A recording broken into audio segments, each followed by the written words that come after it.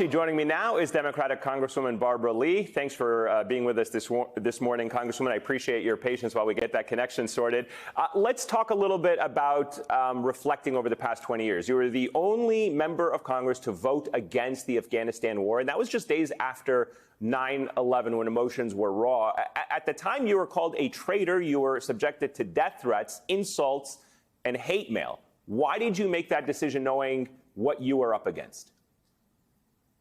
Well, Eamon, first of all, thank you for having me. And let me just say, first of all, that was a 60-word, overly broad authorization. And what it said basically was that any president, of course, then President Bush, but any president subsequently to President Bush could make decisions about the use of force.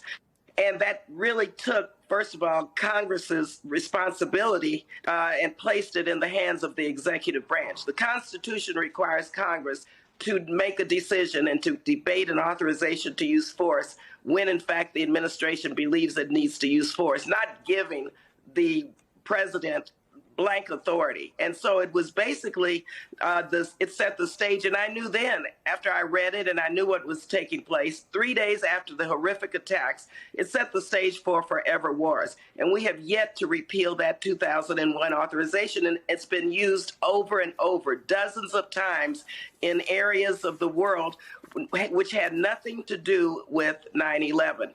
And so it was a vote that was very difficult. But I knew then that first, the timing of it, 3 days after the horrific attacks, we don't make, and my background is clinical social work, you don't make decisions when you're grieving, when you're mourning, when you're angry. And it was just a rush to do something given the horrific tragedy. And it was not the right decision for, I don't believe, members of Congress to give any president that authority to set the stage for. And you were right. You were proven right when you look back 20 years later. And I want to ask you about that effort because it still continues till this day. You are working to repeal the broad authority that was granted in that AUMF that has been used to authorize the war in Iraq and other places. And interestingly, the full list of actors the U.S. military is fighting or believes itself authorized to fight under the AUMF is actually classified. We don't know who they are. Tell us why you are working to repeal this law today.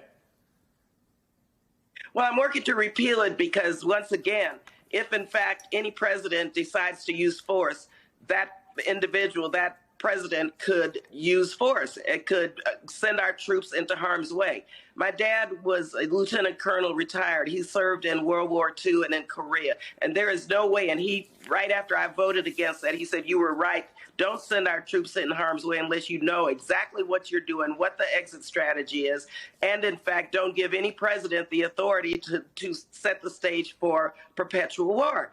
And so we need to repeal the 2001. We're close to repealing the 2002. But Eamon, I am telling you, that authorization set the stage for any president to use force anywhere in the world and kept Congress out of the mix. We've been missing in action. And again, the Constitution requires members of Congress to represent the people, which we do, and it's their voice that the Constitution requires to be heard during any debate about war and peace. And that has just been totally destroyed by these authorizations to use military force.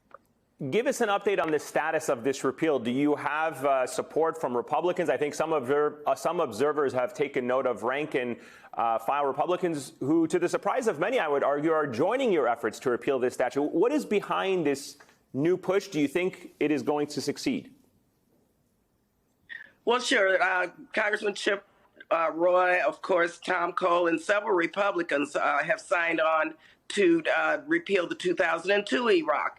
If you remember, it was based on, and your prior story was very good in terms of setting the stage for why the Iraq authorization and invasion occurred, and it was based on lies. Weapons of mass destruction were not in Iraq, and we knew that.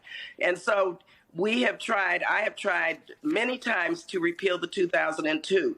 Finally, I was able to get it off of the floor with 49 Republican votes last year. Senator Kaine and I have talked in the Senate Foreign Relations Committee, and I want to applaud Senator Kaine and Chairman Menendez because they worked in a bipartisan way to get the repeal of the authorization out of the House Foreign Affairs Committee a couple of weeks ago, and now it's going to the Senate floor. And then when we pick it up again, I believe we'll have quite a bit of bipartisan support. It's the right thing to do. Yeah.